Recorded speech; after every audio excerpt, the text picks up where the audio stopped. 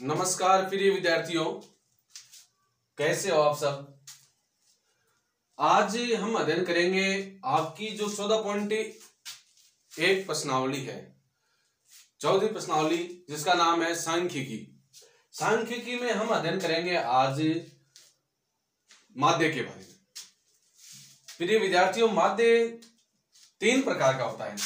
पहला जो माध्य है वो है प्रत्यक्ष विधि का माध्य, जिसको बोलते हैं प्रत्यक्ष विधि से माध्य निकालनी है। प्रत्यक्ष विधि से माध्य। दूसरा जो माध्य है वह है कल्पित विधि से माध्य, कल्पित विधि से माध्य। और तीसरा जो है वह है पग विचलन विधि से माध्य, पग विचलन विधि से माध्य। और कभी कभी आपके सवाल आ जाता है ओनली माध्य ज्ञात कीजिए, ज्ञात करें। वो छोटी क्लासों में इन्हीं सब को क्या बोला जाता था, यानी माध्य को क्या बोला जाता था, औसत ज्ञात करना। औसत ज्ञात करना, जिसका सूत्र था आंकड़ों का योग बटा आंकड़ों की संख्या, यानी आंकड़े जितने भी दिए हुए थे उनका योग करके और जितने थे उनको गिन के उसका भाग दे देते। ये था औसत आपके सामने। आज हम अध्ययन करेंगे ये जो 10th क्लास की मैथ की बुक है। इस मैथ की बुक में आपके प्रश्नावलियां 15 दी हुई है। 15 नंबर की 15 प्रश्नावलियां, उसमें से 14वीं प्रश्नावली आपके जो है वो माध्यक है, बहुलक है और माध्य है। ये 3 बातें उसमें पूछी गई है।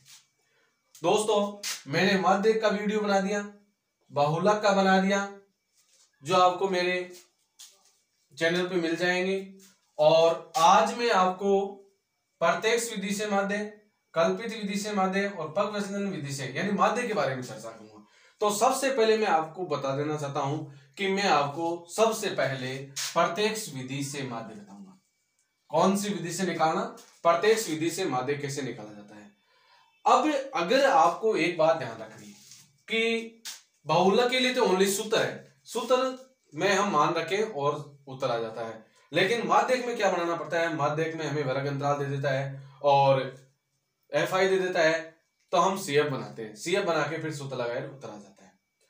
तीसरा है प्रत्यक्ष विधि से माध्य। माध्यक में क्या होता है, अगर माध्य आ जाए और आपको वर्ग अंतराल दिया हुआ है, ध्यान देना मेरी बात पे, यानी माध्य पूछ ले और वर्ग अंतराल दिया है, तो वर्ग अंतराल का अगर माध्य पूछता है किसी भी विधि से, प्रत्यक्ष विधि से, कल्पित विधि से, पग विचलन विधि से या माध्य, बात एक ही है, दोनों बात एक ही है, प्रत्यक्ष बोल दो चाहे माध्य बोल दो, तो हमें अक्षाई बनानी पड़ेगी। अक्षाई का मतलब क्या होता है, अक्षाई बोलते हैं वर्ग चिन्ह यानी मध्य मान। मध्य मान कैसे निकलता है प्रिय विद्यार्थियों, मध्य मान निकलता है जो वर्ग अंतराल आपको दिया हुआ है उस वर्ग अंतराल को जोड़ के 2 का भाग दे देना।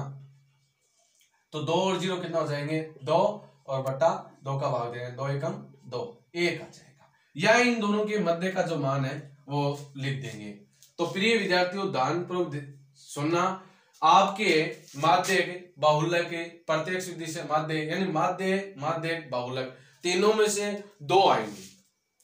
अब 3 में से 2 आएंगे तो आप कोई से भी 2 याद कर सकते हैं, माध्य बहुलक याद कर लो चाहे माध्य याद कर लो, ज्यादा चांस इस बार माध्य और बहुलक के हैं। तो मैं आपको इस सवाल में माध्य पढ़ाऊंगा, वो भी प्रत्यक्ष विधि से आपको। चलो करते हैं सवाल माध्य विधि से यानी प्रत्यक्ष विधि से माध्य निकालना। प्रिय विद्यार्थियों, सबसे पहले प्रश्न को पढ़ना है, प्रश्न को ध्यानपूर्वक पढ़ना है। अगर प्रश्न आपके समझ में आ गया कि प्रश्न में पूछा क्या है, तब हम आराम से आसानी से माध्य को हल कर सकते हैं। देखो, विद्यार्थियों के एक समूह, ये है आपके 14.1 का पहला सवाल है। विद्यार्थियों के एक समूह द्वारा अपने पर्यावरण संचेतना अभियान के अंतर्गत एक सर्वेक्षण किया गया, जिसमें उन्होंने एक मोहल्ले के 20 घरों में लगे पौधों से संबंधित निम्नलिखित आंकड़े एकत्रित किए, प्रति घर मादे पौधों की संख्या में ज्ञात करनी है। यानी उन्होंने क्या 20 घरों में देखे कि किस घर में कितने पौधे लगे हैं, उन आंकड़ों को एकत्रित किया और आंकड़े एकत्रित करने के बाद में औसत मादे निकाला। अब हम निकालते हैं प्रत्यक्ष विधि से मादे कैसे निकाला जाता है। तो दोस्तों सबसे पहले देखना कि वर्ग अंतराल दिया है या बगैर वर्ग अंतराल। मादे दो प्रकार के होते हैं, एक होता है वर्ग अंतराल का, एक होता है बगैर वर्ग अंतराल का। आज जो मैं इस क्लास में आपको समझाने जा रहा हूं वो है वर्ग अंतराल का मादे। अब वर्ग अंतराल का मादे देखो, 0 से 2 यानी 2 घरों में एक पौधा है, फिर 2 से 4 में 2 पौधे हैं, 4 से 6 में एक पौधा है, 6 से 8 में 5 पौधे हैं, 8 से 10 में 6 पौधे हैं, 10 से 12 में 2 पौधे हैं, 12 से 14 तक के 3 पौधे हैं। ये आपके हैं FI घरों की संख्या, ये है पौधों की संख्या जिसे हम बोलते हैं वर्ग अंतराल। अगर वर्ग अंतराल दिया है और FI दी है और प्रत्यक्ष विधि से माध्य पूछा है या माध्य पूछा है, दोनों बात एक ही है। प्रिय विद्यार्थियों ध्यान से सुनना ना, चाहे प्रत्यक्ष नाम ले दे आपको चाहे माध्य नाम ले दे, दोनों बात एक ही है। तो आपको क्या करना है, बगैर किसी को पूछे आप बनाओगे वर्ग चिन्ह यानी मध्यमान, इसको बोलते हैं मध्यमान। मध्य का नाम सुनते हैं यानी वर्ग अंतराल आया, मध्य का मध्य पूछा है तो आप बगैर पूछे किसी को अक्षाई निकाल देना, मध्यमान। अब देखो अक्षाई निकालने का आपको तरीका बताया कि इन दोनों को जोड़ के 2 का भाग दे दो, इन दोनों को जोड़ के 2 का भाग दे दो। अब देखो 6 और 4 को हम जोड़ के 4 + 6 बटा 2, तो 6 4 कितने हो गए 10 बटा 2, तो कितना आ गया 5 आ गया। वैसे ही इनके बीच की संख्या भी लिख सकते हैं, ये है मध्यमान निकालने का तरीका। तो 0 और 2 के बीच में आता है 1, 4 और 6 नहीं 4 और 2 कितने हो गए 6, 6 में 2 का भाग देंगे 3, कैसे भी निकाल लो। 6 और 4 कितने हो गए 10, 10 में 2 का भाग देंगे तो 5 आएगा। और 8 और 6 कितने हो गए 14, 14 में 2 का भाग देंगे तो 7 आएगा। और 10 और 8 कितने हो गए 18, 18 में अपन 2 का भाग देंगे तो 9 आएंगे। और 10 और 12 कितने हो गए 22, 22 में अपन 2 का भाग देंगे तो कितने आएंगे 11 आएंगे। और 14 और 12 कितने हो गए 26, 26 में हम 2 का भाग देंगे तो 13 आएंगे। मध्यमान निकाल लिया। अब आपको क्या करना है, पौधों की संख्या है FI है और XI अपन ने मध्यमान निकाल लिया। अब आपको क्या करना है FI और XI को गुणा करना है।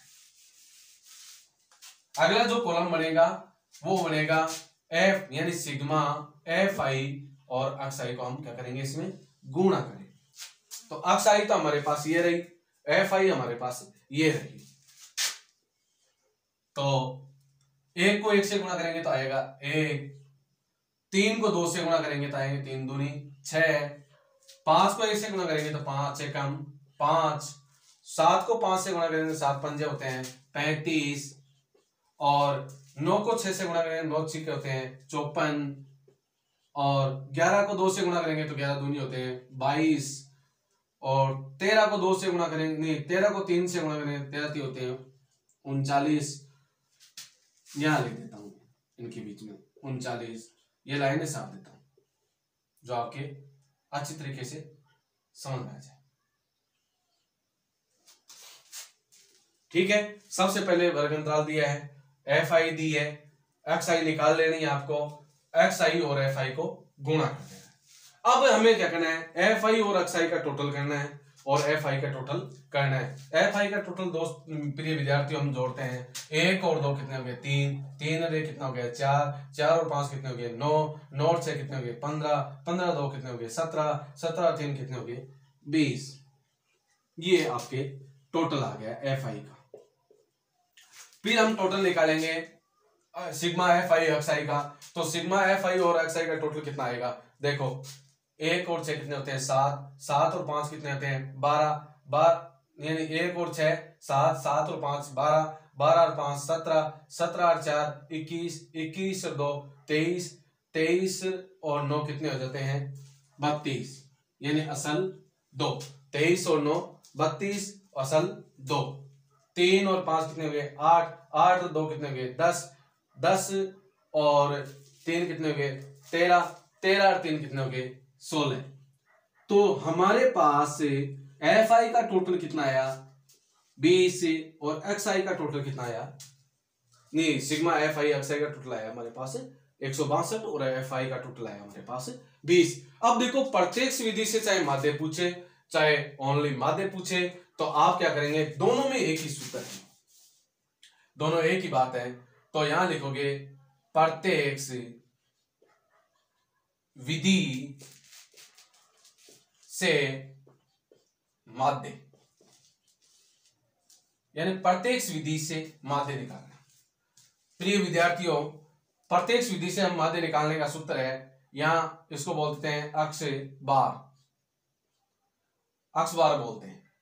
तो बराबर है सिग्मा एफ आई एक्स आई बटा सिग्मा एफ आई, यानी सिग्मा एफ आई एक्स आई के टोटल में सिग्मा एफ आई का हम भाग दे देंगे।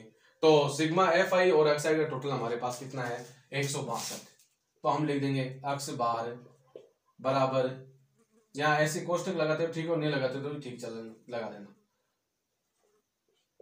162 बट्टा एफ आई का टोटल कितना है 20, तो बट्टा 20। अब देखो हम क्या करेंगे, 20 का भाग इसमें देंगे। तो अगर आपको ऐसे नहीं आता है तो प्रिय विद्यार्थी आप क्या करेंगे, भाग दे देंगे, ऐसे भाग दे लो, 162 यहां 20 लिख दिया, 20 से कम 20, 20 दूनी 40, 20 तीय 60, 20 चौक 80, 20 पंजे 100, 20 6 120, 20 अंटे 140, 20 अंटे 160, यानी 8 बार भाग गया और 160 आई, यानी 2 में से 0 जाएगा, 2 बचेंगे, 16 में से 16 वैसे 0, 6 में 6 0, 1 में 1 0। अब देखो ये शेष वाला बच्चा, इसमें भागने उतारते संख्या और उसमें भागने जाता तो भाग टूट की बिंदु आ जाती, लेकिन ये तो शेष वाला बच्चा है, तो हम क्या करेंगे, पॉइंट लगा देंगे, पॉइंट लगते इसके अपने आप बिंदु लग जाएगी। तो 20 एकम 20, एक बार भाग चला गया पूरा पूरा, 20 में से 20 जाएंगे तो शून्य बचेगा आपके पास। अब देखो 8.1, तो हम लिख देंगे अक्ष बार हमारे पास कितना आया, अक्ष बार हमारे पास आया, अक्ष बार बराबर 8.1।